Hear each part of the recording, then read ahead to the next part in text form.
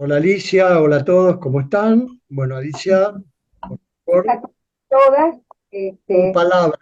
encuentro de cine, debate político y social del llamamiento argentino judío. Les agradecemos mucho, una vez más, que estén aquí acompañándonos, otra vez, y a los que están también, por supuesto, y a los invitados. Les quiero comentar, antes de hacer la introducción del llamamiento, que va a ser muy breve para los que no nos conocen, es que en octubre nosotros nos vamos a tomar licencia o nos vamos al Festival de Cannes, como dice Víctor, no me acuerdo bien dónde, pero bueno, vamos a retomar probablemente la segunda semana de noviembre.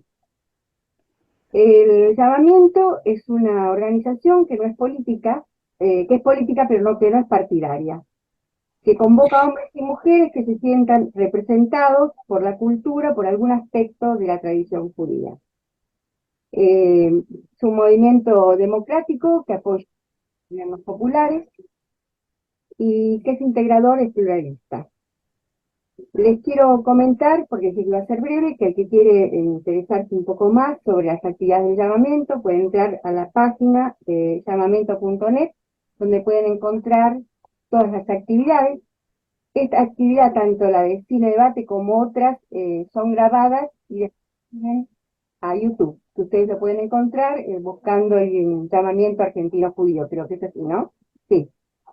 Eh, Además, les quiero pedir que después que Víctor presente, no, mejor dicho, ahora, que tienen silenciados los micrófonos, yo les voy a dar la palabra, que ustedes ya pueden pedir. Hay una parte ahí en la parte izquierda, inferior izquierdo, donde está para levantar la manito, y yo les voy a dar la palabra uno por uno, les voy a pedir que sean breves para participar todos. Dicho esto, buenas noches, gracias por estar acá nuevamente. Víctor, presentar a los invitados. Presento primero a Héctor Gurbit, es profesor de matemática de la UBA, licenciado en periodismo de la UNDAB, escritor, poeta, letrista en sus diversas expresiones, tango, vals, milonga, candombe, fado y otros ritmos. Una de sus novelas, Ese cruce de ríos cristalinos, edición de la Universidad de las Madres, fue presentado en Avellaneda por Osvaldo Bayer. Coordina talleres literarios, es mención de honor de la SADE y conduce el programa Tapa, Lomo y Contratapa en Radio Asamblea. Alberto Teskiewicz, ya harto conocido, sabemos quién es, pero nunca está de más presentarlo como corresponde.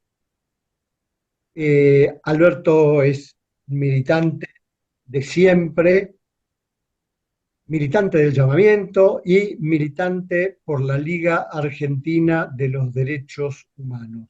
Un gran compañero del llamamiento argentino judío y gran colaborador con nosotros en cine y en todas las actividades que tienen que ver con el llamamiento.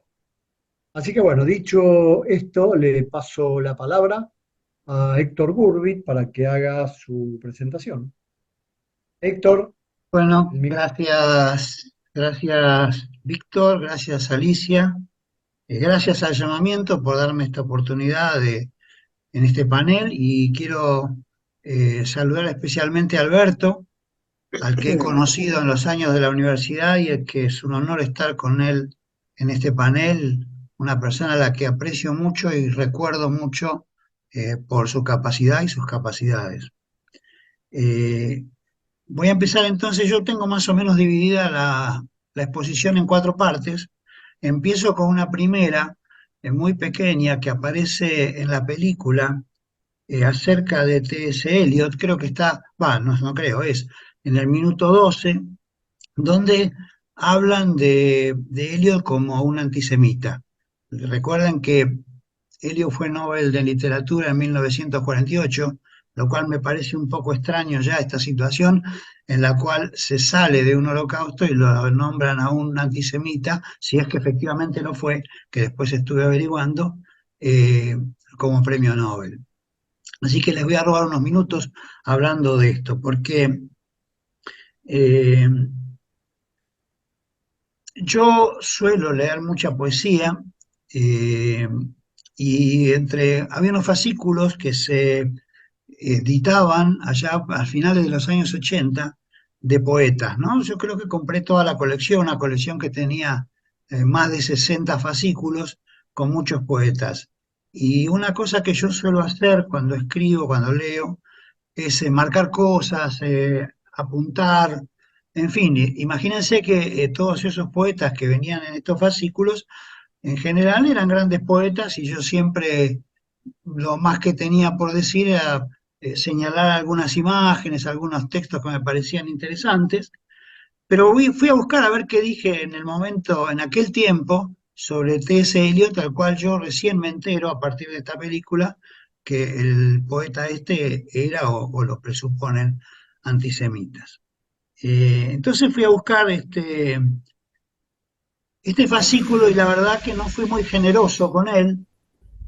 Y lo primero que fui a ver es, la primera señalización que puse está en la biografía, ¿no?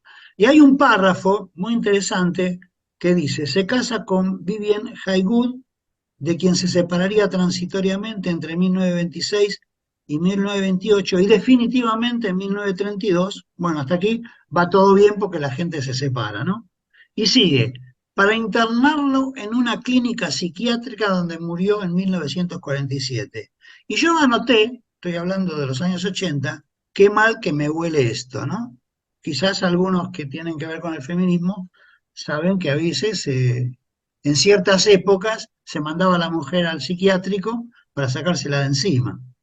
Bien, eso por un lado. Por otro lado, hay un análisis que hace Ezra Pound de lo que escribe Eliot, y ella observa que hay una cantidad de versos que fueron extraídos de otros poetas. Y cuando corrige un trabajo de Eliot, elimina 80 versos que fueron tomados de diversos autores. O sea que vendría a ser una suerte de Jorge Bucay de la poesía, ¿no? Eh, Después hay un acápite. Yo digo esto porque señalé cosas en aquel tiempo de las que yo no tenía la menor idea, ¿no? Creo que es el único, debe haber, que yo puse algunas cosas negativas acerca de él. Hay un acápite que hace en un poema que dice así, has cometido fornicación, pero fue en otro país y la joven ha muerto. Y es de Marlowe y un libro que se llama El judío de Malta. Y yo dije, el judío de Malta, qué raro. Entonces yo leí ese poema y hay un signo de interrogación en ese acápite, porque no había ninguna relación entre ese acápite y la poesía, no encontré ninguna relación. Y puse un signo de interrogación. Eh, pero aquella vez no averigüé nada, seguí adelante. Pero como en este caso, en la película lo dicen, bueno, me fui a buscar. Y en una nota, tengo el link, después si quieren se lo paso, en una nota del diario El País de España, hay una nota que empieza con este título.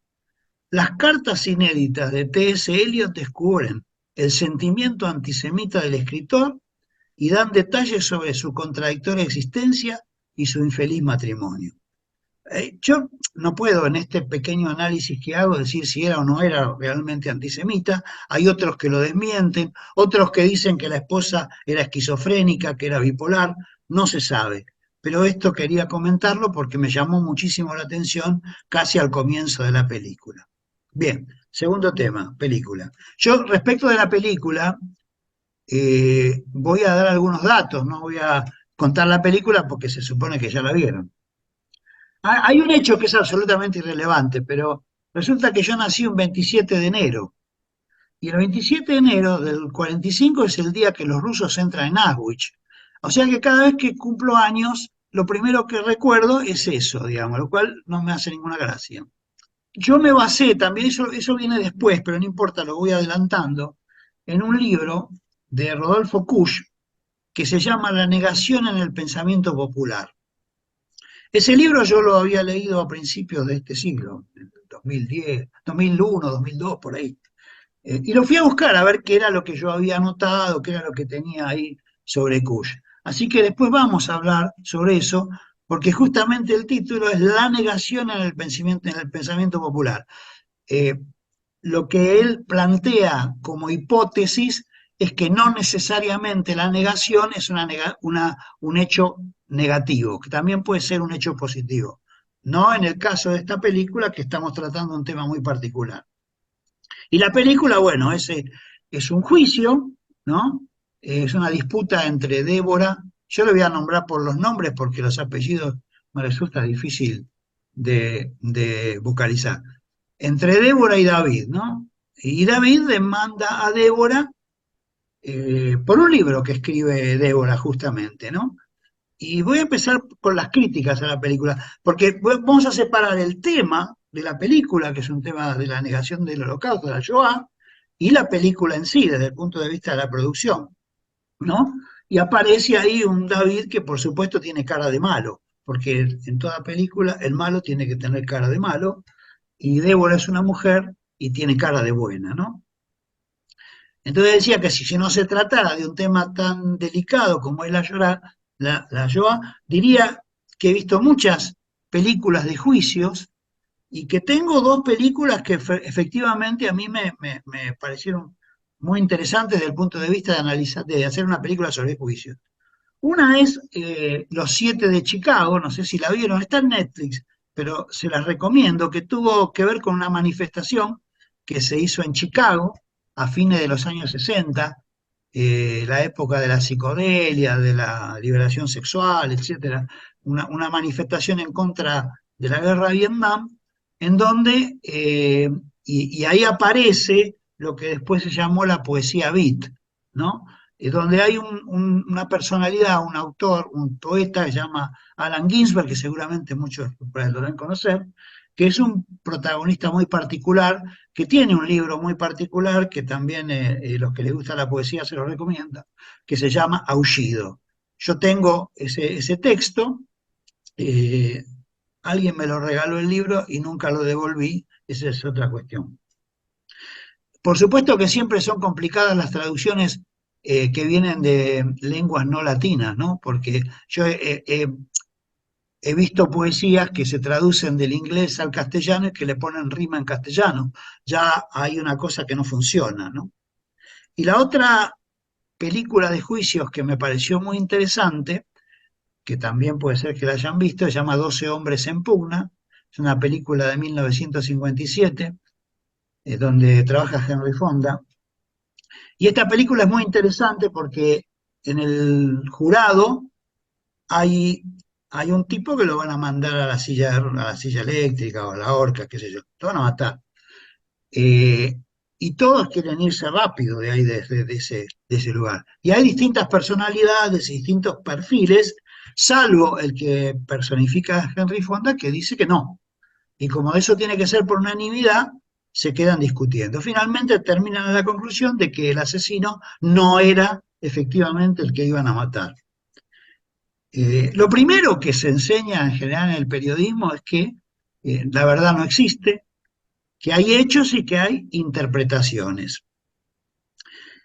Eh, David demanda a Débora, van a la Corte Suprema de Londres por difamación y él afirma, este muchacho David, que es un historiador profesional. Siempre a mí me causa un poquito de gracia un tema que siempre aparece en las películas, que siempre aparece un negro o una negra, ¿no? Nosotros los judíos pasamos un poco desapercibidos, pero no sé, como que tratan de mostrar una amplitud racial de los que no creo que lo sean, qué sé yo, vaya uno a saber, ¿no? Pero siempre aparece. Y casualmente la mucama y un hombre que también es mucamo, están en la casa de David Irving, ¿no? Hay un abogado que se llama Anthony Julius y tienen que probar que lo que dijo Débora en su libro es verdadero, porque según dice en la película, en Inglaterra no hay presunción de inocencia. Y ponen el énfasis entonces en la mentira del libro de David, ¿no? Y otra cosa que me pareció interesante ver es el tema de que no ponen como testigos a las víctimas, y me pareció muy razonable la razón por la cual no lo están, ¿no?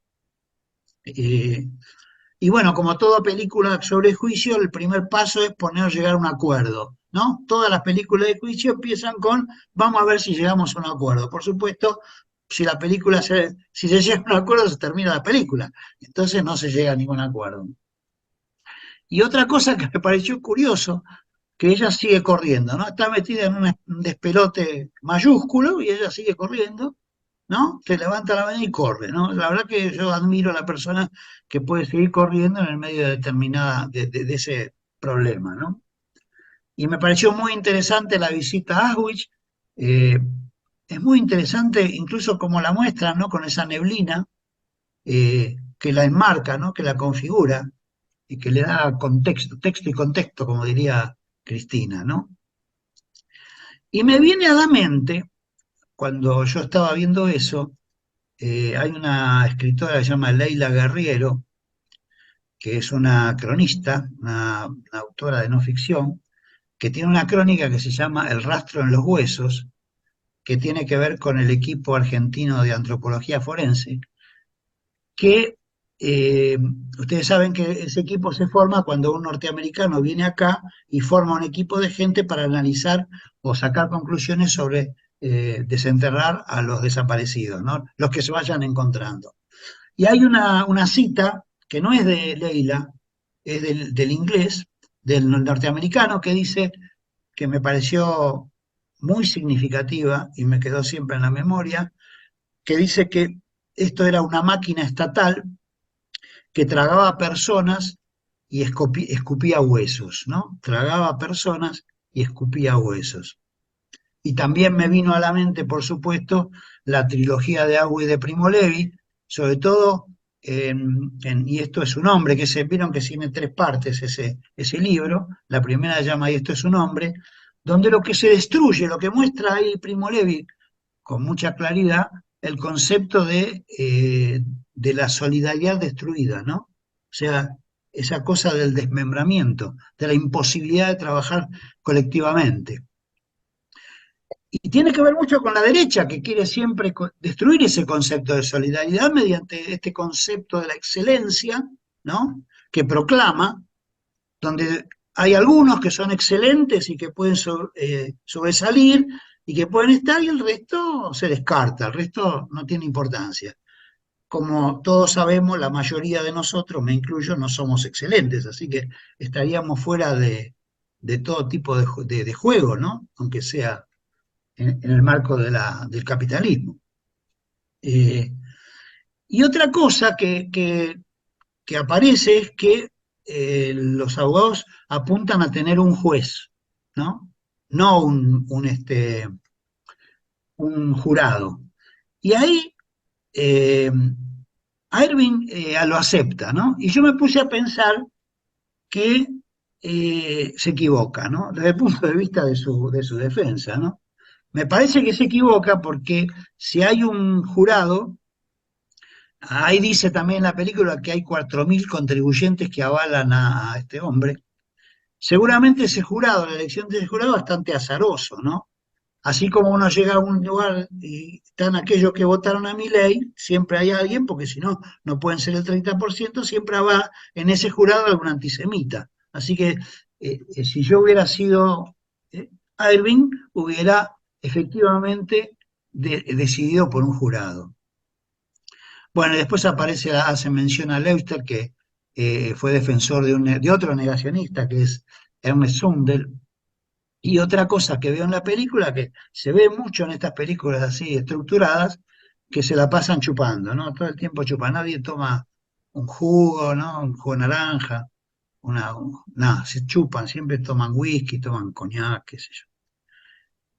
Pero el final es interesante en cuanto el juez pone en contradicción a los fundamentos de la defensa en el marco de la libertad de expresión. Ahí se genera un ruido en el sentido de que queda en suspenso qué va a decidir el juez habiendo hecho esta pregunta tan interesante que deja en duda todo lo que se había hablado en el marco del juicio. Bien, eh, si no se tratara de un tema tan complejo como es la Shoah, como es la negación, yo diría que es una película más de juicios, ¿no? Pero está de por medio el tema de la negación.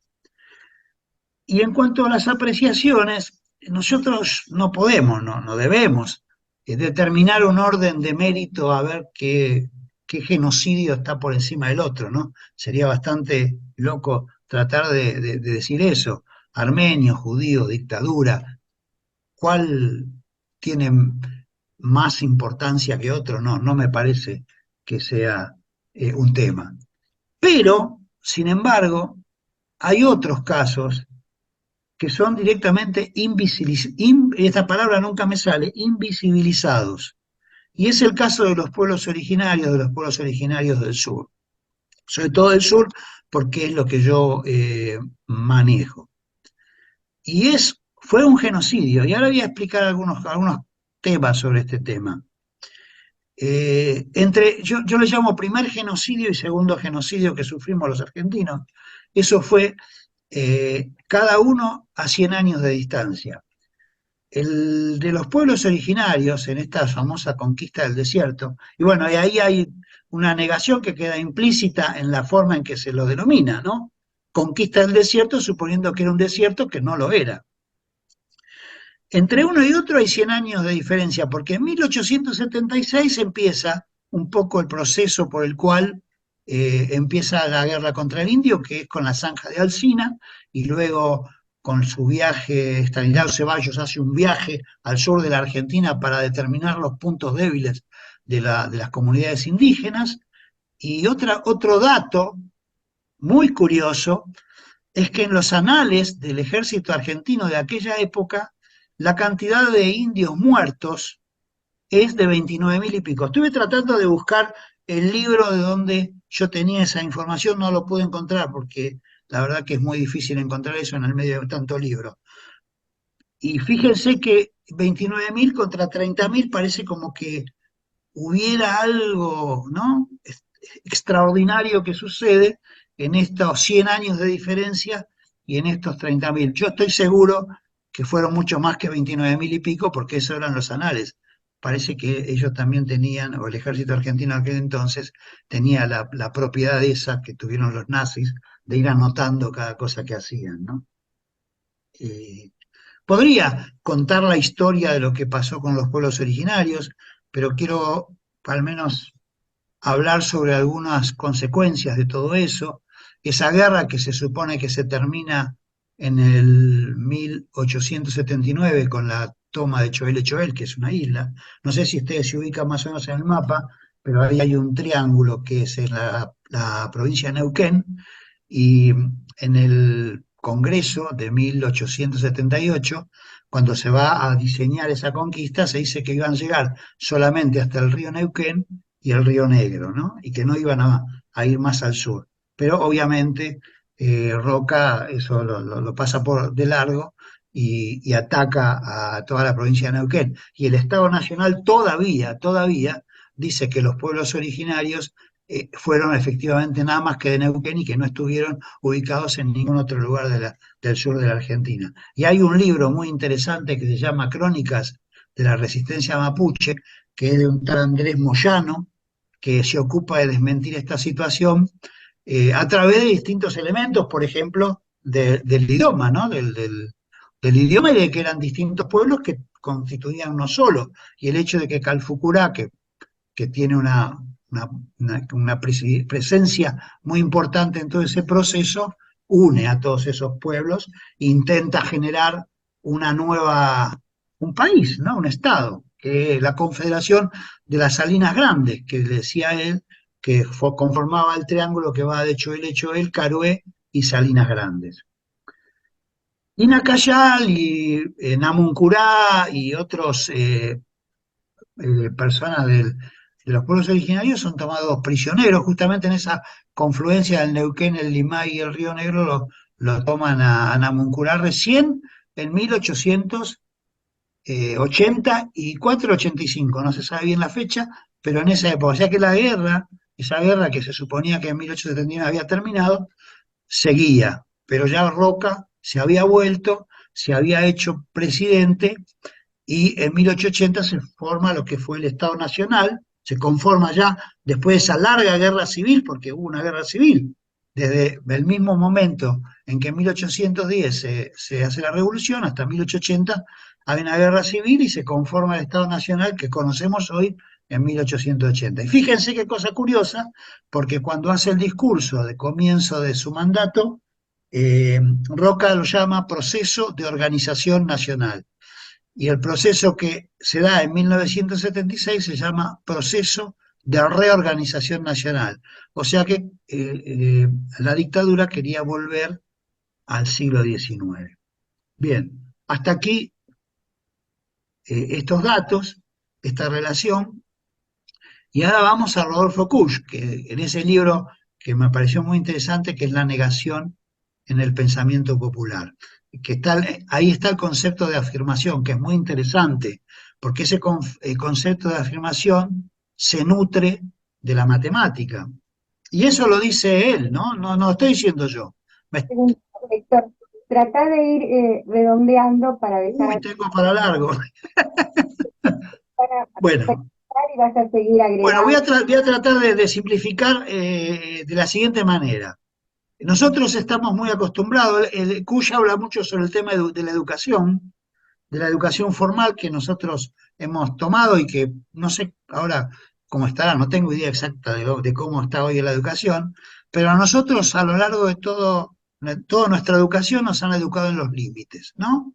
Estos nos presentan la historia y esta es la historia que tenemos que saber y por fuera de esta historia no hay nada, ¿no? Esta es la historia, nos hemos dedicado a importar, yo digo que importamos próceres, ¿no? Sarmiento, Mitre, Avellaneda, Alsina, son personajes importados. Es una metáfora, ¿no? Porque están mirando a América desde el punto de vista occidental, ¿no? Del eurocentrismo. Y en ese marco de esto hay muchos datos que yo saqué de este libro en este momento, porque el tema de la negación es muy interesante, porque nosotros en la educación, cuando los docentes van a educar, intentan justamente traer el tema de la negación, es decir, la forma de discutir los temas que se están tratando, poder tener el poder de poder negar lo que se está diciendo, ¿cierto? Y en ese marco, estoy tratando de simplificarme, me estoy pasando de largo muchísimas cosas. No, no, pero eh, la oportunidad de retomarlo y además hasta cerrar, o sea que no te preocupes, vas a decir todo lo que querés, lo único es dar la pauta para que pueda hablar Alberto y que después pregunten y de bueno, nuevo perfecto. Termino con lo siguiente. Y de ahí la incapacidad que tienen algunos que vienen a analizar el peronismo, porque el peronismo no tiene límites. El peronismo es el 45, el peronismo es Menem, el peronismo es Kirchner, el peronismo es Alberto. Entonces, como nosotros estamos acostumbrados a esto de los límites, o en general estamos acostumbrados al tema de los límites, es que el peronismo nos resulta difícil de comprender en el marco de que no tiene límites. Es difuso. Entonces la gente que viene y mira no entiende nada. Y no sé si nosotros también no entendemos nada. Quiero terminar con una cita de Adorno, el filósofo, que dice así: la propuesta de Adorno se basa en la dialéctica negativa que exige la reflexión del pensamiento sobre sí mismo. Esto implica palpablemente que para ser verdadero tiene, por lo menos hoy, que pensar contra sí mismo. Y otra cosa que decía también Adorno, que como una metáfora, que no se puede escribir poesía luego de Auschwitz. Bien, me salté un montón de cosas y después si quieren preguntar, estoy a disposición. después vas a Te tener la agradezco, Héctor, por tu exposición. Así que ahora le damos la palabra a Alberto, que espero que sea tan sintético como vos. Sintético. Bueno, tengo que arrancar también por decir que estoy contento de estar acá con Héctor porque nos conocemos desde que éramos muy jóvenes estudiando en la facultad. Yo también soy licenciado, yo soy licenciado en matemáticas y licenciado en ciencias de la computación en realidad. Matemáticas me faltó un poquito. Y ahí fue donde nos conocimos. Y los dos hemos dado tantas vueltas en nuestra vida que hoy tenemos mucho para decir sobre cosas que no tienen nada que ver con las matemáticas. Sabía que Héctor iba a hablar hoy con detalle de la película, así que yo no voy a agregar nada sobre la película en sí misma. Eh, Quiero pensar más bien en el concepto de negación. Hay una serie de motivos por los que creo que hoy la negación del holocausto es marginal. Hay sectores, esta semana hasta encontramos, o sea, siempre puede aparecer en algún sector, pero no tiene una importancia política significativa. Guarda relación con que es el discurso de los vencedores. Tanto Occidente como los soviéticos van a incluir la condena al holocausto que marca el límite al que llegó el nazismo, eh, pero también tiene que ver con las impensadas alianzas que tienen hoy los sectores neofascistas con sectores que son de nuestras propias colectividades judías y del Estado de Israel, que son sectores de derecha y que se encuentran alrededor de ciertos conceptos de programa económico y alrededor en Europa de la islamofobia como el problema fundamental que les preocupa, ¿no? De manera tal de que creo que sí es necesario mantener viva el recuerdo del holocausto por todo lo que ha significado, pero que el mayor desafío que tiene la memoria del holocausto es que no hay que perder nunca de vista sus especificidades y al mismo tiempo no puede quedar como una memoria exclusivista. No voy a hablar de los pueblos originarios porque ya lo hizo Héctor. Justamente esta semana descubrí al personaje de Cal, que va a tener un estado tan grande como el del estado con su lengua, su capital, su ejército, etcétera. En un curso que estoy haciendo, un curso sobre la historia de los derechos humanos en la Argentina. Pero lo importante es que no quede como una memoria exclusivista. Yo estuve, no voy a comentar mis impresiones de Auschwitz. Sí, sí, una única cosa, me fui con esa... Auschwitz es una experiencia terrible eh, y eh, mi familia no ha sido víctima de los campos, a mi familia la mataron a toda antes de los campos y antes de la decisión de la solución final, no entro en detalles, pero los mataron antes de eso. Pero la experiencia de pasar por Auschwitz es terrible y bueno, cuando salíamos nos quedamos sentados mirando el lugar donde está la horca en que fue ajusticiado el jefe del campo y en algún sentido había algo de alivio en eso. Había habido algo de justicia en ese punto. Ahora, ahora por ahí hablo un poquito desconectado, pero para poder resumir en el tiempo. Ahora, hace un poco menos de 10 años estuve en el Museo del Holocausto de París. Conozco varios museos del Holocausto, el más, bueno, pero el de París tiene una particularidad y es que hay una zona del museo donde permanentemente está dedicada a otro genocidio. Esa es la idea. Cuando yo estuve estaba dedicada al genocidio de Ruanda. A nosotros nos impacta mucho y es lógico que sea así, que prácticamente la mitad de los judíos que vivían en la década del 30 y 40 murieron en manos del genocidio nazi. El genocidio al que le rendían memoria cuando yo estuve en el Museo de París era el genocidio de Ruanda, el genocidio donde se asesinó a prácticamente el 70% de los tutsis. De manera tal de que hay muchos genocidios y la conciencia de la conexión entre esos genocidios, entre la conciencia de cómo todos ellos tienen objetivos que consisten en hacer desaparecer a una parte del género humano, a una parte para poder imponer eh, una nueva forma de vida donde esa parte no esté más. Creo que es algo que tenemos que tomar en cuenta. Y esta fue una película muy oportuna porque en nuestro país estamos viviendo hoy una ofensiva negacionista muy grande. Un proceso de lucha constante que empezó en el mismo periodo de la dictadura, permitió construir un consenso social contra el genocidio que vivimos nosotros y que permitió a su vez desarrollar con muchas limitaciones que nos opone el Poder Judicial, que es mayoritariamente reaccionario, pero pudimos desarrollar los juicios contra los genocidas, conseguir condenas, recuperar nietos apropiados, recuperar los cuerpos de muchos compañeros. Estas acciones, a su vez, fortalecieron el consenso social. Pero las conquistas populares y los derechos humanos no se obtienen de una vez y para siempre.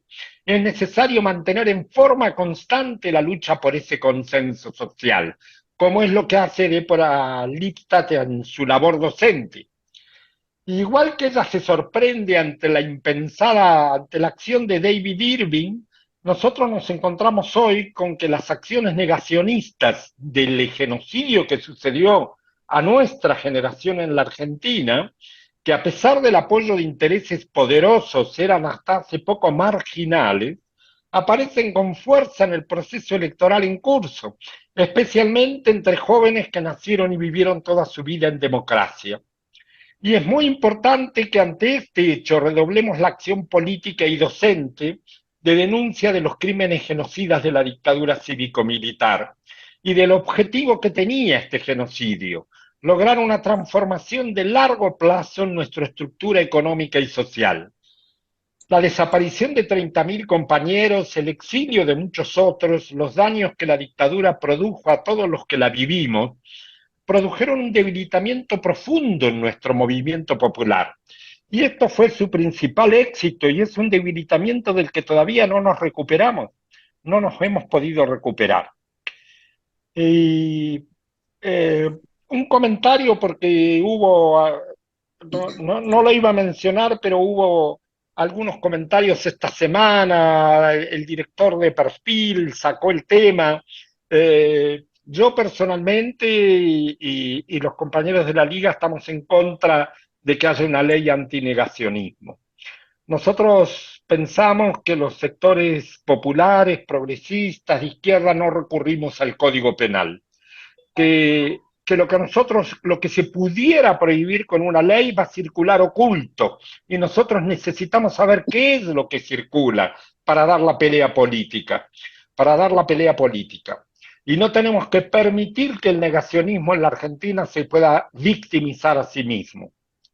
Y de la misma manera, tenemos que sostener siempre la difusión de los crímenes del nazismo y en particular del Holocausto, que es el único genocidio burgués en el sentido no solo de su contenido, sino de sus métodos. El genocidio que nos tocó como judíos fue desarrollado con métodos industriales. Y esto ha sucedido una sola vez en la historia. Y esperemos que sea así, que nunca más suceda.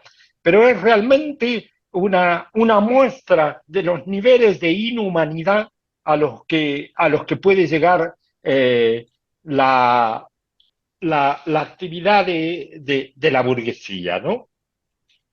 Y volviendo a la película, un único comentario. Héctor dice que él entiende bien por qué en este juicio no convocan a las víctimas. puede ser cierto, me cuesta entender las sutilezas de las tácticas jurídicas que hay que tomar en un sistema como el inglés.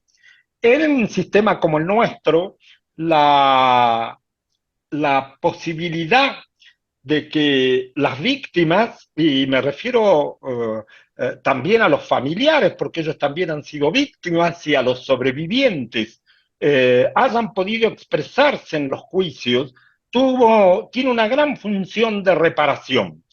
Y es esencial, ha sido una pelea muy grande que hemos dado, de que se permitiera incluso a los familiares, que en realidad no son testigos y tenían poco que agregar en el sentido tradicional de nuestro código de procedimiento en cuanto a pruebas, pudieran enfrentarse.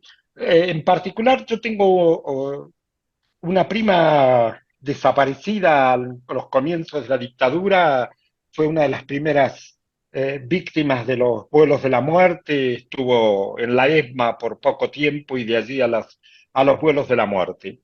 Su hermana es Mónica Teskiewicz y su hermana Graciela, que no es una militante política y que no tiene una posición política definida, sin embargo, en la megacausa ESMA enfrentó a los acusados y les planteó con qué derecho la habían privado a ella de su hermana y habían privado no solo a su hermana de su vida, sino a ella de su hermana, y habían privado a toda la familia de la posibilidad de convivir con Mónica. Y creo que eso para Graciela, para todos nosotros que fuimos testigos de esa sesión del juicio, tuvo un gran efecto reparador y reivindico la presencia de las víctimas y sobrevivientes y familiares en los juicios. Bueno, estas son algunas reflexiones que me despertó la película y me gusta ahora, quisiera ahora escucharlos a ustedes. Bueno, gracias Alberto. ¿Alguien quiere hacer algún comentario sobre la película? ¿Alguna pregunta a Alberto, a Héctor? Está levantando la mano Silvia Goldstein. Bueno, Silvia, dijiste, ¿cuál es tu nombre? Silvia está muteada. Estás muteada. Ahí está. Quería, bueno, muy interesante y quería hacer un comentario para dejarlo abierto. Coincido, bueno, con la exposición de Héctor en relación a que me pareció desde el punto de vista cinematográfico una película más donde se veía claramente quiénes eran los buenos y quiénes eran los malos desde el punto de vista de la mirada del director, ¿no? En ese sentido, sí, es una película más. Lo que me pareció interesante y lo quería comentar para que me impactó, más allá de todas las cosas que se dijeron para no agregar lo que ya se dijo, algo que me pegó y que tiene como actualidad y que tiene que ver con esta contraposición entre los recursos que se utilizan para comunicarse y que el progresismo en general, por darle un nombre genérico a todos los que estamos en una actitud humanista y que tenemos una mirada social, que nos gusta el argumento, nos gusta exponer argumentativamente. Y lo que hace Débora en la película con sus alumnos es argumentar. Pero en el momento en que ella está presentando su libro, irrumpe este personaje que a mí, la verdad que me produjo un impacto por el parecido con el personaje que tenemos acá, que irrumpe, y cómo él desarma ese auditorio, dice, acá tengo $1000.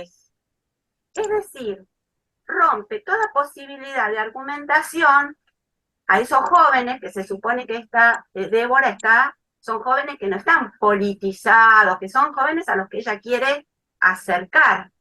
a su materia y a lo que ella quiere defender, terminan yéndose detrás de este tipo, de este personaje. Es decir, que lo que yo vi en la película, y si estoy tomando otro aspecto, por eso lo quería comentar, porque no se dijo, ¿no? Entonces, esto de que, ¿cómo se hace para argumentar cuando hay del otro lado otros métodos que se están utilizando, que están muy estudiados, no son casuales, porque son globales, porque lo hemos visto en muchos casos, de que con una payasada o con una acción tipo performance o no sé qué, se termina de interrumpir una argumentación. La argumentación se recupera en el juicio, ¿sí? Y la argumentación, también como se dijo, la gana la defensa de Débora, e incluso apoyados por el juez, que después de toda esa reflexión, sin embargo, en el final de la película, este personaje vuelve a ganar la calle. Él perdió en el juicio. O sea, toda la argumentación institucionalizada ya en un juicio, él la vuelve a ganar, él vuelve a ganar la calle. Y eso es lo que a mí, digamos, más allá del tema central de la película, que tiene que ver con el Holocausto, que no lo toco porque, bueno, ya se habló, me quedó como algo que me quería compartir por el impacto que me produjo. Bueno, nada más. Silvia, le paso la palabra a Marcelo, que levantó la mano, y después les pido a Alberto o a Héctor si quieren contestarle a Silvia y a lo que diga Marcelo. Marcelo, ¿estás? Sí, sí, ¿se me escucha? Perfectamente. Bien. No, yo me quedo, me parece muy interesante los aportes de ambos, de las dos personas que expusieron. Yo me quedo pensando en la comparación que hizo Héctor al principio con el primer genocidio, ¿no? El genocidio de los pueblos originarios, y por la localización en el tiempo que él lo dice, yo digo que ha pasado prácticamente la misma cantidad de tiempo entre el genocidio del pueblo judío hasta ahora que el que había pasado desde el genocidio de los aborígenes hasta ese momento. Sin embargo, a la misma cantidad de años, la humanidad tiene absolutamente presente el holocausto judío y absolutamente ignorado el holocausto de los pueblos originarios. Y entonces me pregunto, y me contesto, bien o mal, ¿por qué? Digamos, ¿por qué la diferencia entre uno y otro? Y podría decir dos cosas. La primera, yo supongo que también estará entre los pueblos originarios, pero hay un ejercicio de memoria ancestral dentro del pueblo judío, ¿no? 5.000 años recordando hechos, ¿no? Sucedidos justamente hace 5.000 años. Es el pueblo del libro, es el pueblo de la memoria.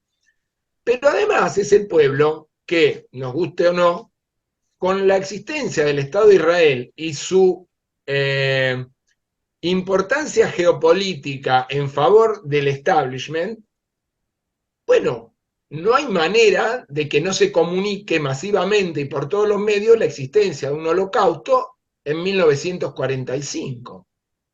Perdón, entre 1938 a 1945.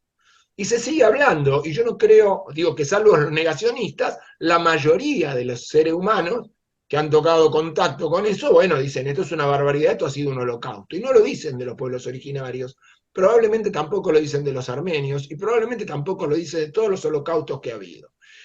Y esto, que más allá de un dato en el cual, en todo caso, estoy repensando, lo ligo con esta generación de chicos jovencitos nacidos en democracia y que votan a Milei.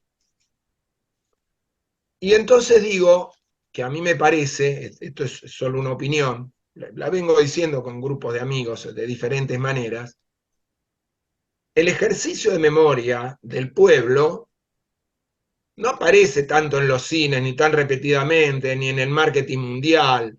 El ejercicio de memoria de los pueblos se hace como lo venimos haciendo durante ya 40 años, con las rondas de Plaza de Mayo, con el 24 de marzo, con el recuerdo, con el relato en la palabra. Pero hay que tener en cuenta que hubo casi 3 años en que los chicos rompieron los lazos sociales y se comunicaron únicamente por internet, con juegos colectivos. Pasaron los preadolescentes que ahora van a votar. Yo vivo en un PH al fondo y tengo varios departamentos hasta que salgo a la puerta. Y el otro día, el hijo que yo lo he visto nacer, crecer, chico bien educado en el sentido de respetuoso, de buenos días, buenas tardes, que lo había estado escuchando toda la pandemia con el juego, pegale, tirale, hacerle el gol, no sé, bueno, las cosas que jugaban en red. Matemos a los de la cámpora. Son tipos que chupan la teta del Estado. No sé a quién lo decía. Obviamente no se lo decía a un auditorio presente, se lo decía a alguien o a algunos que están en redes.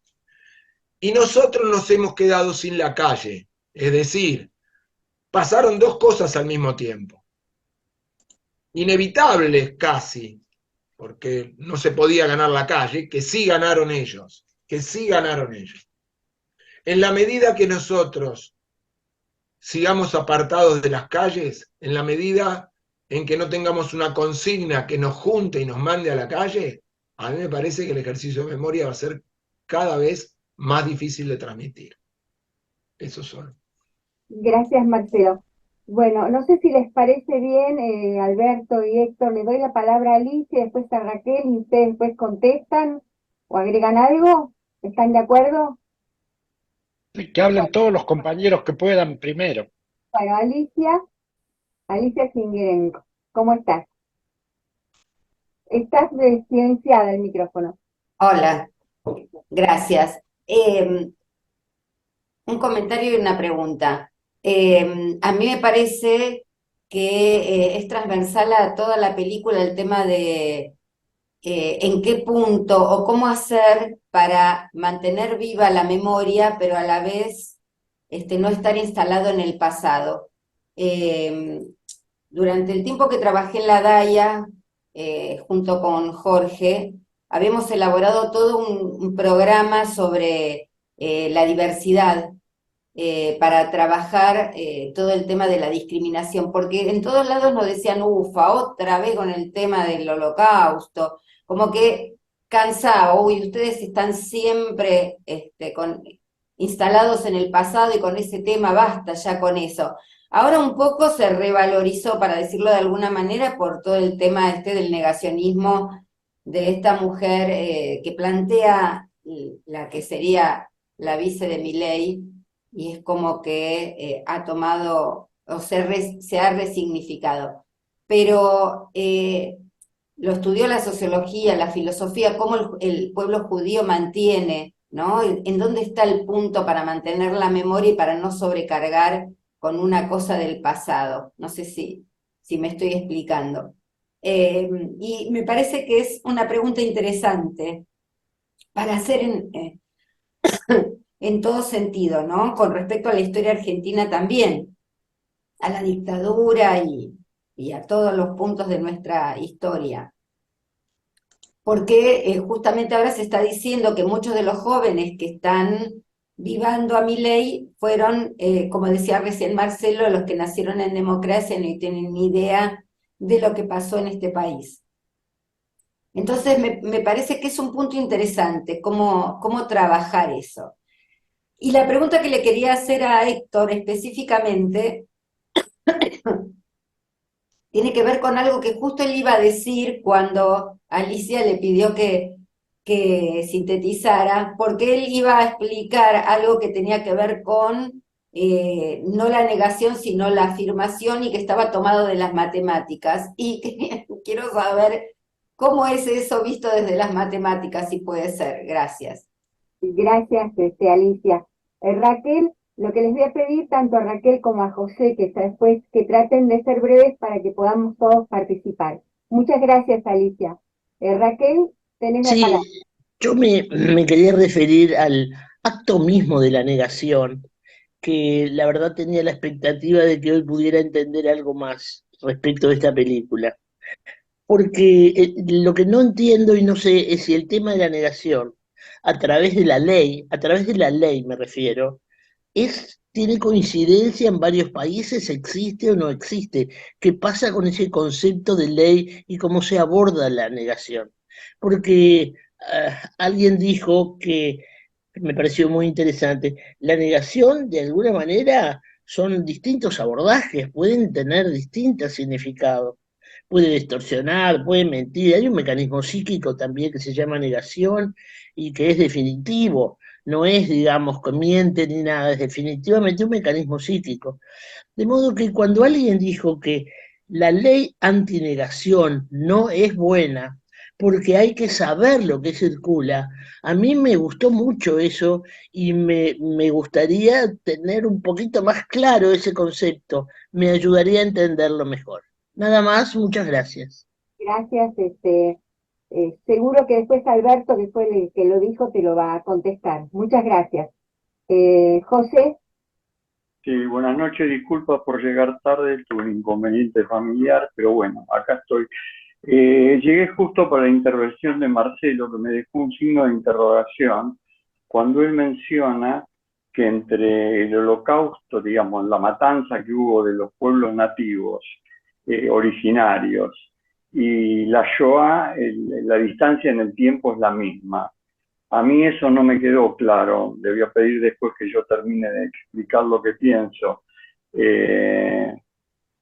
me lo podía aclarar. Y yo creo que hay una diferencia sustancial, quizás en el fondo no son, al fin y al cabo son matanzas, son holocaustos, llámenlo como quieran, de millones de seres, más allá de toda calificación, lo que esto pueda llegar a significar.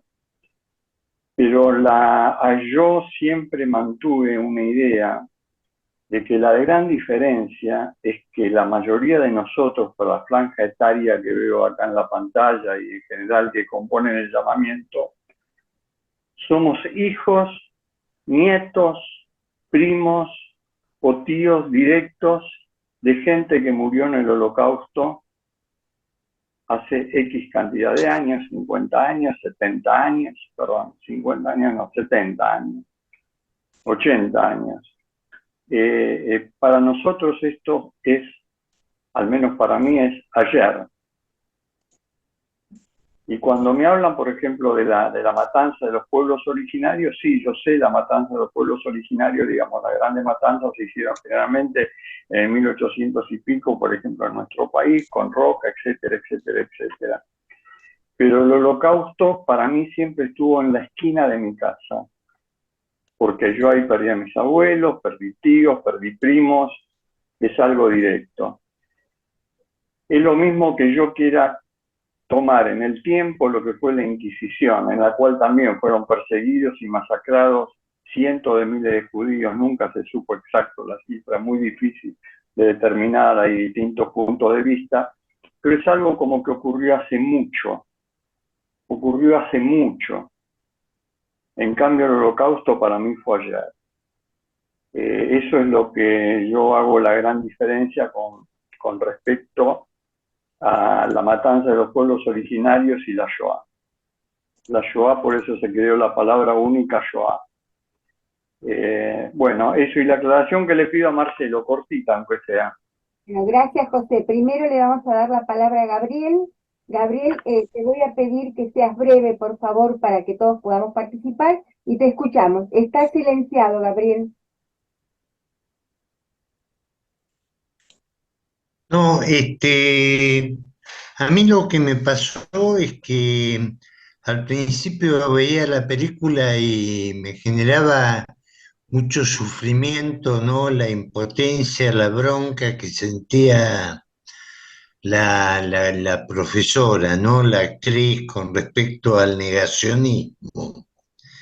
Y en un momento, y esto lo quiero, es mi pregunta, es el tema de la verdad, ¿no? Porque cuando empieza a hablar el juez y a dar el alegato, y que la palabra de la verdad y la realidad empiezan, a mi entender, bueno, era todo muy rápido, las palabras me costaba leerlo y escucharlo.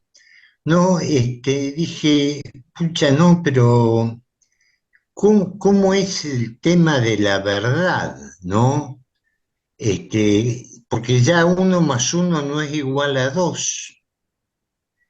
Y en ese sentido, también me pregunto este tema con respecto a los pibes, ¿no? Acá en Argentina, por ejemplo, ¿no? Donde uno más uno no es igual a dos, porque hablan de mi ley como un orden de verdad, de seguimiento, y por eso me parece que no es minoritario el negacionismo, es un orden, una función de ver la realidad. Me callo porque, bueno, hay mucho más, pero quería decir esto. Muchas ¿Cuál es gracias. la verdad? Bueno, muchas gracias, Gabriel. Bueno, Lili, tenés la palabra, también trata de ser breve, y después Liliana Epi. Primero Liliana Friedman y después Liliana Epi. Bien. Lili, tienes cerrado el micrófono. Levanté la mano por Carlos, Ali. Carlos, entonces, trata, Carlos, de ser breve porque viste que somos muchos y bárbaro. Gracias. Te escuchamos, Carlos, dale. Lo mío es muy breve. ¿Se escucha bien? No, acércate más al micrófono. A ver, ¿dónde está el micrófono? No, ya está. ¿Ahora? Sí, se escucha ¿Se bien. escucha? Sí, sí. Ah, bueno, perfecto. En primer lugar, había mucha desesperación por la profesora respecto de las pruebas. Yo quisiera hacer notar a los presentes esta noche que en una enciclopedia que yo vi cuando era muy niño, en la enciclopedia judaica, hay una foto donde hay dos soldados de la SS en el techo de los galpones donde se gaseaba a los judíos y están frente a una escotilla con la lata de Ciclón B en la mano donde estaban los granos. Los soldados tenían puesta la máscara de gas, digamos, para protegerse de los gases, y que la arrojaban adentro de esa como alcantarilla o como, bueno, ese, digamos, hueco adentro del galpón. Es una foto que, digamos, supongo que se debe haber tomado de algún archivo de los alemanes, y que la foto está y que es muy evidente y la tengo muy presente porque me impresionó tan vivamente que a pesar de que cuando yo era niño, cuando la vi por primera vez, me impresionó y todavía tengo la imagen imborrable. Esa prueba está, o sea, de los soldados tirando Ciclón B, Made in Bayer, adentro del galpón. Otra de las cosas que quisiera, digamos, aportar, ¿no? Que se han hecho infinidad de películas sobre el Holocausto y sobre la Segunda Guerra Mundial y sobre el horror que significó para la humanidad eh, este evento, digamos, tan nefasto y tan sangriento para la humanidad, ha sido organizado, preparado por Estados Unidos, Inglaterra, Francia y todas las potencias fascistas de Europa. Yo quisiera mencionar esto, porque hay infinidad de libros, películas, situaciones, obras de teatro, infinidad de expresiones y se dan puntualmente sobre cada caso en particular, pero no se habla de la esencia y del origen del horror que significó la Segunda Guerra Mundial para la humanidad. Estados Unidos, Inglaterra, Francia y todas las potencias fascistas de Europa formaron un solo bloque para llevar adelante el horror. Bueno, todos, todas las potencias eran, y no se puede explicar cómo una Alemania fundida, quebrada, sin ningún tipo de recursos, pueda aparecer de la noche a la mañana con el ejército más poderoso del mundo. Eso es inexplicable. ¿De dónde salió? Eso no se explica. ¿Quién puso la plata? ¿Quién financió? ¿Qué empresas y qué industrias bélicas aportaron todo ese material, esas millones de toneladas de material bélico para que, que se pueda formar ese frente fascista que aniquiló tantos millones de seres humanos? Bueno, eso lo tengo que decir porque cada vez que hay algún debate, o presentación, o libro, o película, o lo que sea respecto de la Segunda Guerra Mundial, nadie habla de lo principal. Lo principal nadie se lo habla, nadie se le ocurre. No sé qué es lo que pasa. Estamos ocultando. Gracias. Bueno, gracias, Carlos. Liliana y después Marcelo. Liliana, estás, te escuchamos. A mí me hizo pensar la película en dos situaciones. En primer lugar, cuando la vi, me pareció muy eurocéntrica, porque el papel del juez es un papel que existe en Europa. Digamos, en Latinoamérica existen otras miradas, otras cosmovisiones de lo que es la justicia también, ¿no? Yo me quedé instalada en ese lugar porque... ¿Qué? Gente que está hablando y ahora falta que respondan. No me gusta, no está bueno. Perdón, Raquel, silencia tu micrófono porque está hablando Liliana. Decía, Perdón. no, tranquila. Decía que lo que a mí me llamó la atención es la falta, digamos, de encontrar una mirada que sea latinoamericana. Esta mirada latinoamericana viene de una sociología que no es eurocéntrica, que tiene que ver con la justicia del campo popular, que viene de la línea de los incas, viene de la línea de los pueblos originarios, de los afrodescendientes.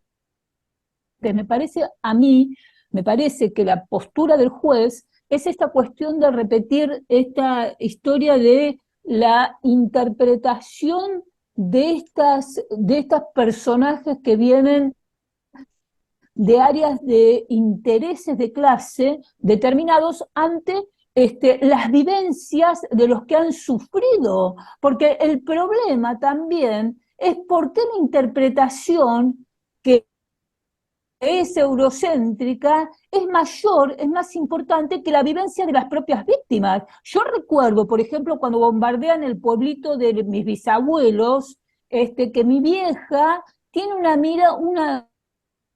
una concepción de lo que es la abuelitud diferente, porque ella no vivió ni la abuelitud, ni las tías, ni toda la familia. ¿Por qué? Porque se fueron trasladando algunas cuestiones que tienen que ver con el Holocausto a toda la familia como si fuese un abanico. Me parece que la justicia en Latinoamérica es absolutamente distinta. Se basa más en el tema de las vivencias. Por ejemplo, acá, digamos, las cuestiones de Navarra con la quema de las brujas cuando se dedicaban a la medicina popular, el tema, digamos, de los musulmanes cuando fueron totalmente barridos, el tema de la esclavitud en toda Latinoamérica donde fueron reventados a patadas, el tema de los pueblos originarios y el nazismo, porque no fue solamente el nazismo, sino fueron antes del nazismo, tomaron modelos que venían anteriormente de otros siglos y en el terrorismo de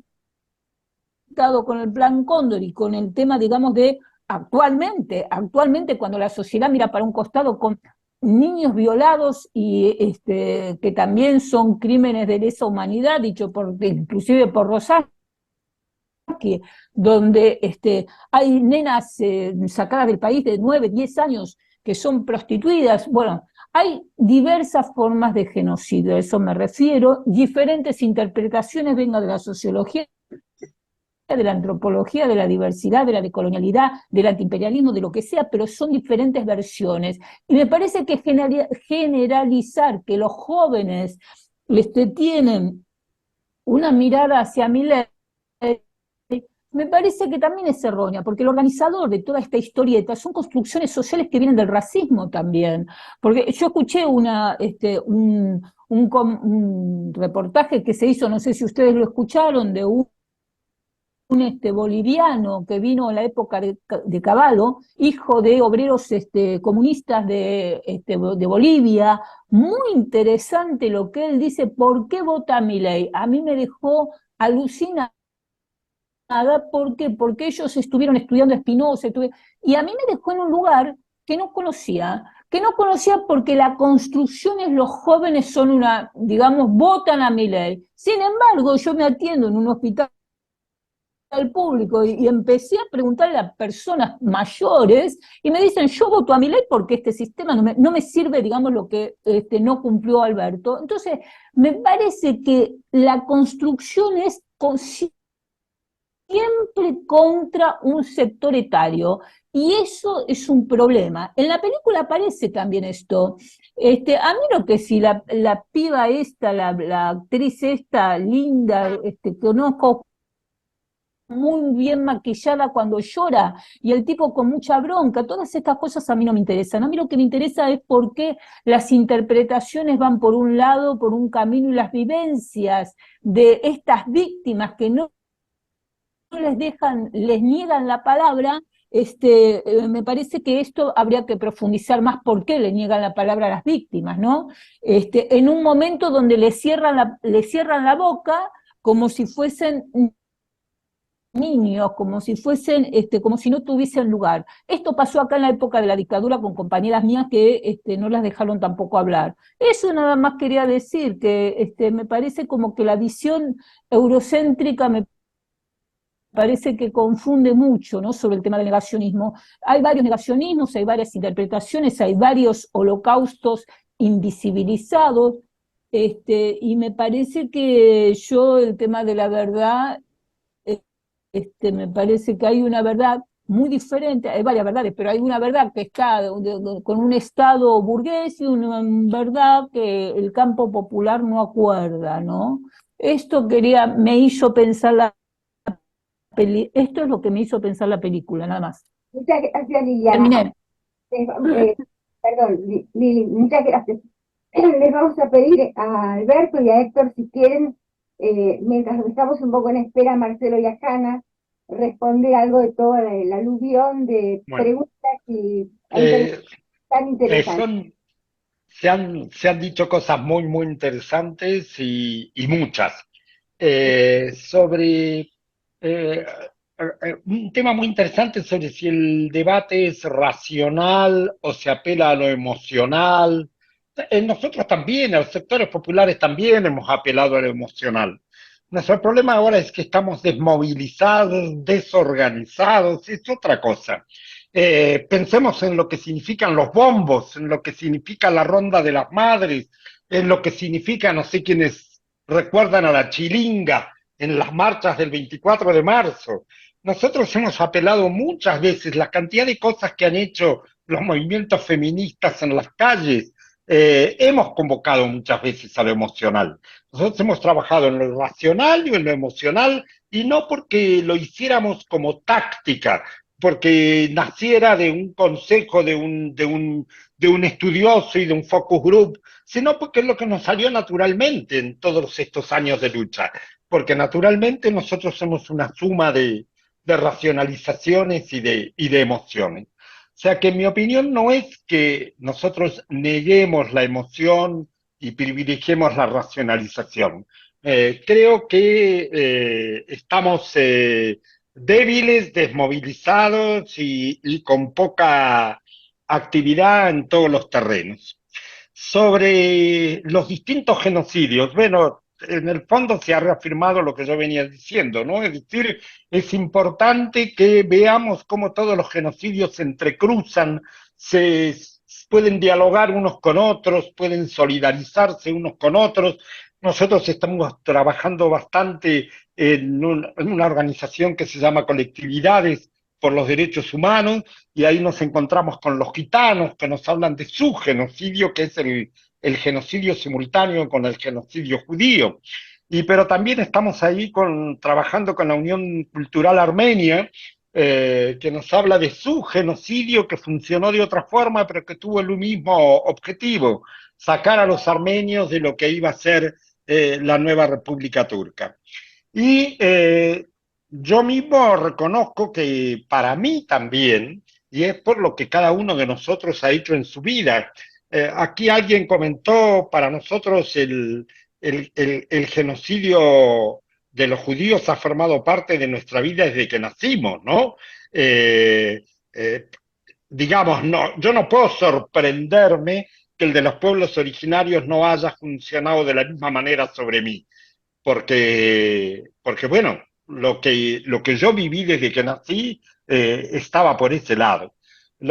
Y debo reconocer que a lo que ha pasado con los pueblos originarios, yo mismo me he acercado en las luchas de los últimos años, que es cuando empieza a salir a luz, empieza la propia las posiciones, la propia legislación, al darles una serie de derechos y una voz, etcétera, hizo una cosa que un compañero mío, un amigo que se dedica a la docencia entre pueblos originarios, forma profesores bilingües de pueblos originarios, me hizo notar, y es que en los censos hay cada vez más gente que se declara a sí mismo como parte de los pueblos originarios. Es decir, algo que en algún momento era vergonzante y descalificador, empieza a asumirse e incluso como una ventaja, ¿no? Hay una serie de cuestiones que tienen que ver con eso. Bueno, tenemos, en resumen, es un tema que tenemos que enfrentar y es un tema que tenemos que hacer que entrecrucen todas estas memorias que son distintas entre sí, pero que todas coinciden en el objetivo de eliminar a un grupo social para crear una sociedad de otro tipo y donde hace falta excluirlos. Sobre puntualmente el tema jurídico de la ley antinegacionismo, hay países europeos como Alemania o Austria, hay alguna lógica en su historia, donde el negacionismo del holocausto de los judíos, del genocidio de los judíos, es un delito y está en el Código Penal. Y hay voces en la Argentina que se levantan cada tanto, a veces en el mismo movimiento popular. Esta semana el que lo sacó es Fontevecchia, el director de Perfil.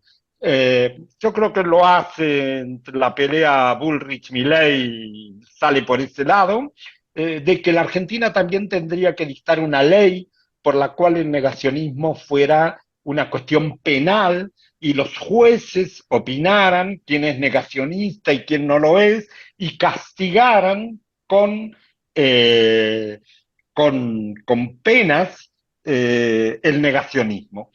Mi posición, y la hemos discutido mucho en la Liga Argentina por los Derechos Humanos, es contraria a eso, por lo que estábamos diciendo. Eh, es necesario saber lo que circula entre la gente y es necesario discutirlo y es necesario pelearlo en el lugar donde está. Es un tema político y convertirlo en un tema penal nos llevaría a que circule en la clandestinidad, con lo cual perderíamos la gran posibilidad del debate público y nos llevaría a que también que ignoráramos en qué consiste los argumentos, las formas de plantearlo, etcétera, que hay, por ejemplo, fíjense en la sutileza, la diferencia entre Villarroel y Pando.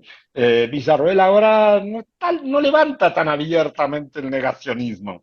Ella está tomando una vuelta de tuerca y está hablando de las víctimas de los guerrilleros, ¿no? Sabe muy bien, la Cámara de Casación lo dejó. No, fue Servini de Cubría la que lo aclaró bien. En la Argentina los crímenes que comete el Estado son imprescriptibles, los que cometen las personas prescriben a los 20 años, por lo tanto, más allá de la discusión política sobre qué significó la lucha armada en la Argentina y qué significaron las organizaciones que participaron de esa lucha, aún una justicia tan jodida como la nuestra reconoce que ya no es tema jurídico, es un tema político, lo único que hay que discutir sobre lo que las formaciones armadas hicieron bien y sobre lo que las formaciones armadas pueden haber hecho mal. Mientras que lo que el Estado hizo, y está claro cuál es la diferencia, ¿no? El Estado tiene un poder infinito sobre las personas, lo que el Estado hizo es imprescriptible y es de lesa humanidad, y ese es el consenso internacional.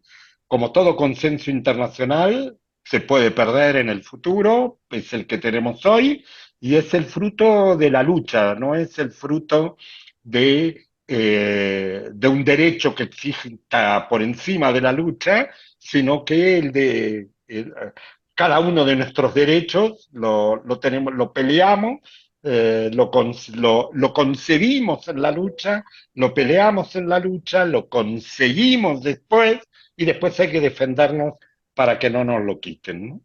Bueno, nada más, hablé demasiado por ahí. No. ¿Puedo hablar? Sí, Héctor, dale, Héctor. Dale, mira. Bueno, yo un poco voy a tomar algunos temas que por ahí escuché, no me acuerdo quién o quién, sobre el tema del territorio.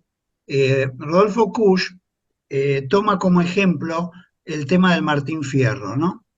Y el tema del Martín Fierro es interesante porque el texto del Martín Fierro, ya no importa demasiado que José Hernández o el libro en particular, eso se vendía en las pulperías junto con el tabaco y junto con otros elementos. Es decir, el tema del territorio en aquel entonces estaba relacionado directamente con el pueblo, ¿no?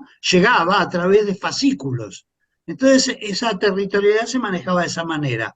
Y me quedé ahí pensando en lo de Kicillof, una que sepamos todos, que de pronto tenemos que encontrar nuevas vías para poder llegar al pueblo y no trabajar tanto con el tema de las redes sociales, o sí, trabajar con las redes sociales, pero quizás de otra manera. Eso quería decir sobre eso. Pero sobre lo que quiero hablar particularmente es por qué yo hablé de los pueblos originarios y por qué hablé del siglo XIX, porque por ahí vi en el chat que alguien preguntaba cómo volvimos a los pueblos originarios.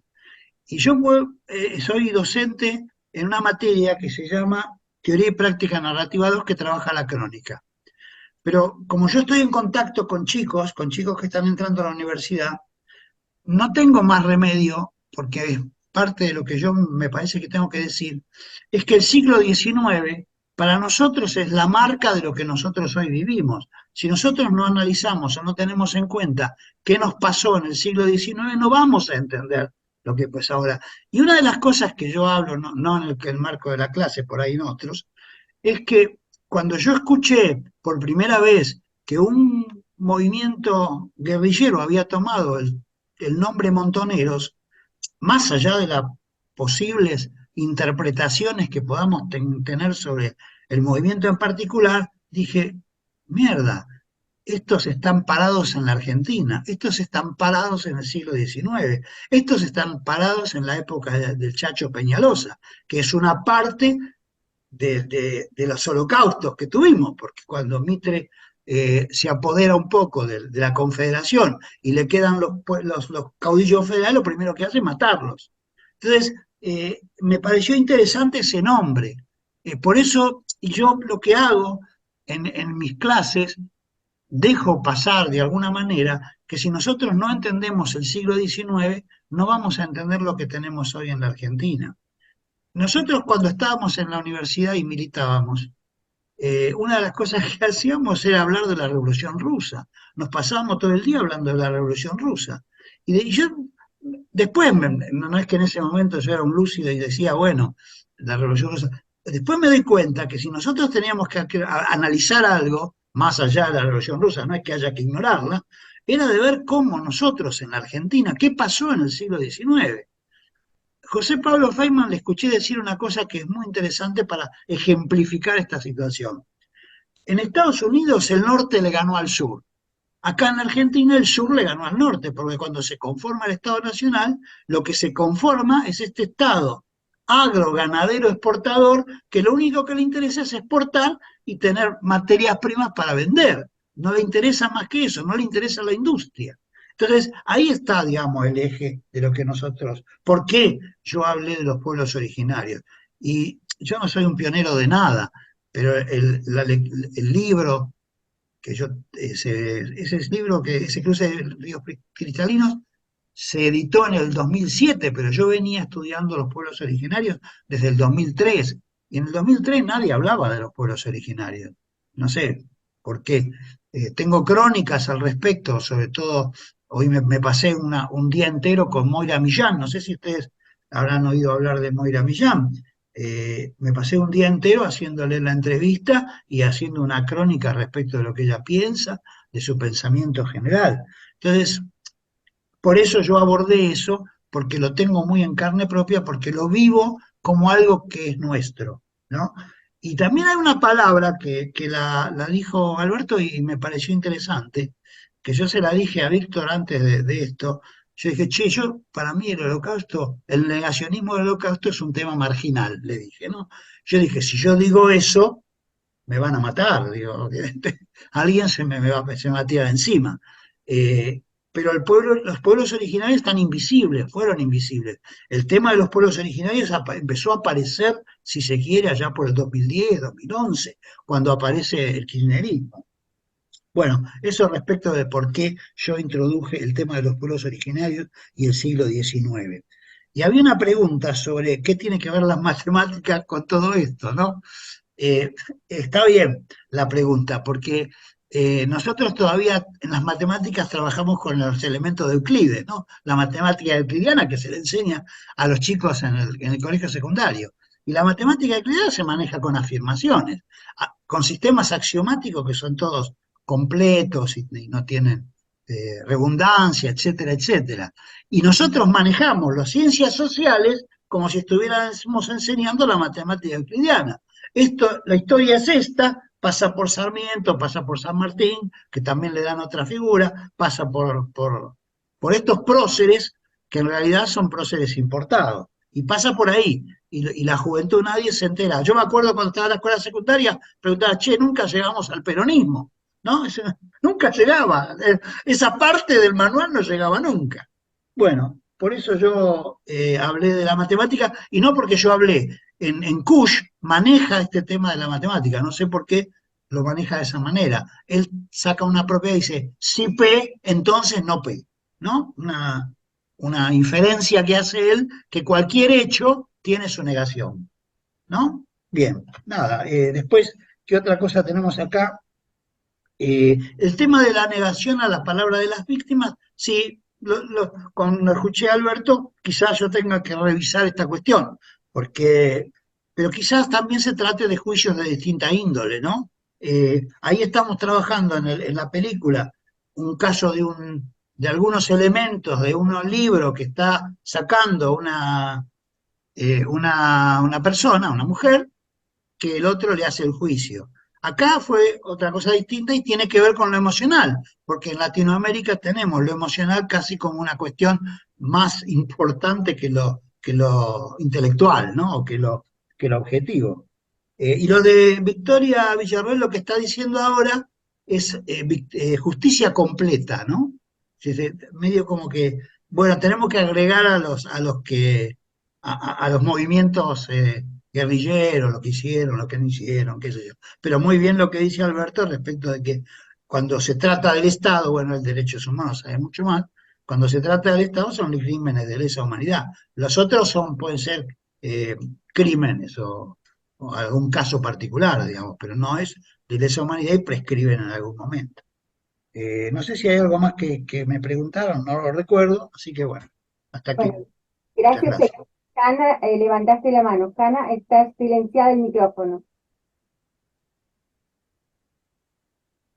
Yo quería agregar un aspecto que acá no tocó nadie, que nos pasa acá, y que pasa históricamente y también en la película y en casi todas las películas que están hechas desde el punto de vista eurocéntrico. O sea, no hablan de la resistencia de cada pueblo, hablan de los campos de concentración, pero no hablan de la resistencia en los campos. Van a hablar de Theresienstadt, por ejemplo, pero van a decir que armaron la obra de teatro para cuando fueron para ver cómo era un campo de concentración, ¿no? Y no vieron el humo igual. De cualquier manera, fue una manera de sobrevivir durante 3 años para ellos. Era una forma de resistencia. O sea, estuve 20 años buscando mi historia familiar y terminé el campo de exterminio de Sobibor, y Sobibor está en el límite de Bielorrusia, que fue el primero que quemaron todo, las personas, las cosas, y lo que hay hoy, después de, hace 40 años empezaron a sacar los huesos de los muertos. Toda mi familia fue exterminada ahí, toda, entera. Pero de ahí, pensando que iba a tomar aire, me fui a Eslovaquia, tengo unos compañeros austríacos que me acompañaron, nos fuimos a Eslovaquia a tomar aire. Ahí había nacido mi abuelo, que en la época de comienzos del siglo, desde 1900 más o menos, se fueron como judíos buscando cultura, buscando libros, hacia Viena. Y resulta que me encontré con el primer museo de la resistencia en Eslovaquia, donde en Eslovaquia el centro de producción era la minería. Seguramente no por casualidad. Y lo único que hay son 2 monumentos respecto de los mineros, los que trabajaban y ahí no había campos de concentración, y los que sí participaron de la resistencia activa. Cuando muestran las pocas películas que hay de la resistencia, muestran una violencia, incluso acá, como si no fuera resistencia a la violencia, o sea, como si fuera un invento de la resistencia en cualquier lugar contra algo que es un diálogo, sería. Me están hablando y yo respondo violentamente. Habrán visto una película polaca y una película alemana, hay varias, donde muestran a la parte de la resistencia que estaba en los bosques o en Italia, en el norte también, están todavía hoy los monumentos, donde por supuesto la lucha era armada contra los nazis, o había diálogo. Entonces, en realidad, lo que yo creo que hasta nosotros hay una parte que negamos más allá de lo que es individual, que uno, y lo hablo como mujer, tanto para las violaciones como para la trata, como para la muerte, hay un tiempo de negación que a veces es necesario, que es un mecanismo de supervivencia. Lo hablo por mi familia también. Viví en el silencio, por eso tuve que buscar 20 años. Pero, de cualquier manera, esa negación es individual y la otra es nuestra, es colectiva. Por ejemplo, hablamos de Latinoamérica y nadie, nunca, en ningún lugar en derechos humanos, que yo también estoy ligada, hablamos de Guatemala. En Guatemala hubo 250.000 desaparecidos con 15 millones de habitantes. Pero sí hablamos de Chile. Y por supuesto vamos a hablar de nuestro país, ¿cómo no? Y vamos a hablar de los desaparecidos, no vamos a hablar de los muertos, no vamos a hablar de los que estuvieron presos, y ni los cientos de miles que estuvieron en el exilio, que después tratamos de ayudar para que puedan volver, incluyéndome. Pero digo, hay negaciones que no son propias incluso, y eso hace a la cultura de esta sociedad, donde los jóvenes que no buscan o no buscaron o no lo vivieron, les es muy difícil, son segunda, tercera generación igual. Es lo mismo que nos pasa con el Holocausto. No hay que asombrarse tanto para mí, salvo que haya oportunidad, como en el caso de Héctor, de tener, yo fui docente también muchos años, de tener contacto con jóvenes a los que uno pueda decirle, espera un poquito, eso no es cierto. No es cierto, porque sí, no es que haya una verdad única, pero hay una realidad única. Y esa no podemos discutirla. Eso existió. Si no, estaríamos también cuestionando la realidad que hemos vivido. Y la hemos vivido. No es que la tienen que contar. ¿Cuál es la diferencia entre una dictadura y la democracia? Y a nosotros, seguro los que estamos acá, la hemos vivido, la podemos explicar muy fácil, ¿no? Con la vivencia hasta propia, o de un vecino, de un primo, como decía Alberto. Y por supuesto, la Shoah en particular nos toca a todos desde ancestros, con lo cual no nos asombre tampoco que la situación de Guatemala no nos llegue igual que la de Chile, que teníamos cantidad de migrantes en la Argentina.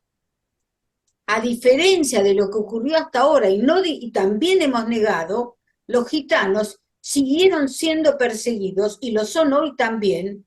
Por ejemplo, en la República Checa no pueden tomar un colectivo, no pueden ir a una escuela oficial, no pueden ir a un museo, no los dejan entrar. Les digo, estuve de visita en Praga con un pañuelo de flores y no me querían dejar entrar porque podía ser gitana. O sea, le estoy hablando de ahora, ¿eh? No estoy hablando de hace 70 años. Entonces yo digo que además nosotros mismos hay cosas que podemos negar porque quizá uno solo o algunos no puedan abarcar tanto. Hay mucho para abarcar y quizá ni la sensibilidad, ni la emoción, ni la racionalidad de para abarcar tanto. La complejidad no nos lo permite. Todos estos no son problemas sencillos, ni la negación, ni la posibilidad de absorber todo lo que ocurre o lo que ocurrió. Cada uno conoce un pedacito apenas, ¿no? Y tiene contacto con un pedacito. Entonces, en principio yo creo que podemos ayudar en esta época hablando del pedacito que conozcamos.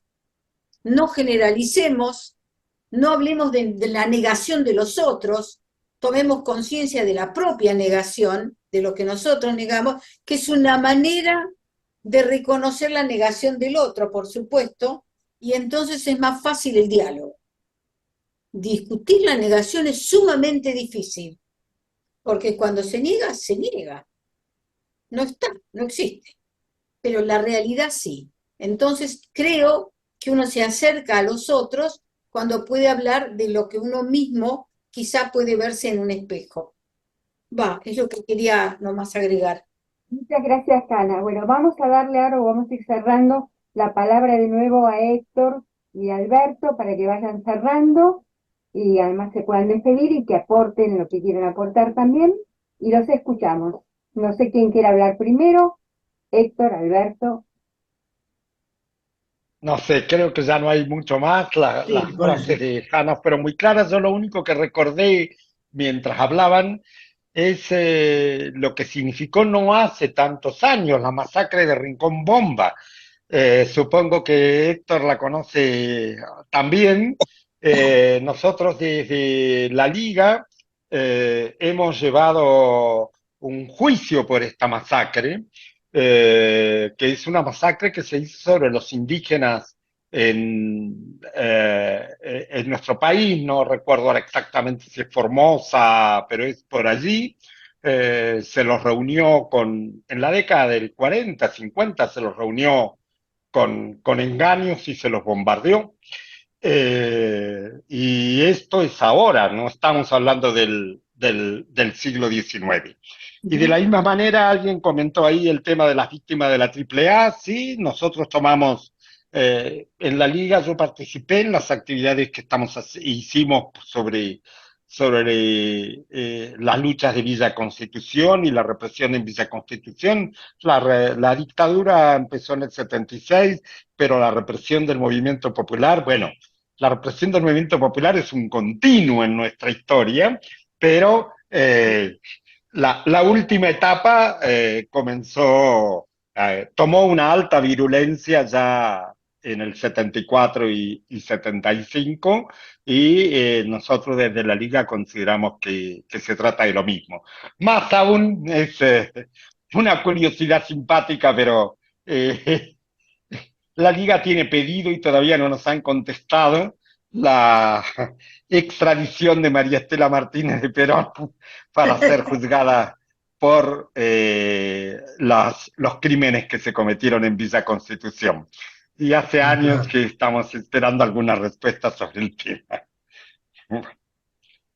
Bueno, yo ya también para terminar no voy a decir mucho más, simplemente darle las gracias y si hay alguna pregunta que quedó pendiente, lo siento, se me debe haber pasado, pero bueno, nada, simplemente gracias y bueno, nada. Bueno, muchas gracias a ustedes dos por estar acá con nosotros. Muchas gracias a todos los que nos acompañaron hoy. Nos vemos en noviembre, como comenté antes, octubre no vamos a estar, nos tomamos licencia. Y antes de pasarle la palabra a Víctor para que se despida, les quiero comentar que el llamamiento va a realizar 2 charlas, una con Atilio Borón, y otra con Ricardo Foster. Todavía no tenemos el lugar ni la fecha, pero ya les va a llegar la comunicación. Muchas gracias, lo comento, esto generalmente lo hace Liliana Sigman, pero se tuvo que retirar más temprano. Víctor. Bueno, puesto, gracias Alberto Teskiewicz, Héctor Gurbit. La verdad las exposiciones de ustedes fueron soberbias. Y además agradecerle a todos los participantes porque fueron también excelentes, muy interesantes, muy completas, con preguntas muy agudas. Y yo realmente, personalmente, y creo que Alicia también, estamos muy, muy satisfechos con la compañía y con la participación de todos ustedes. Un Muchas gracias, qué hermoso. Gigante para todos y esperamos verlos el segundo viernes del mes de noviembre, ya que el mes que viene no vamos a estar, pero fue muy bueno y muy intenso. Gracias nuevamente. A ustedes, gracias a cada uno. Gracias a todos. Gracias. Buenas noches a todos. Aplausos, Gracias a todos. Aplausos a todos. Gracias a todos.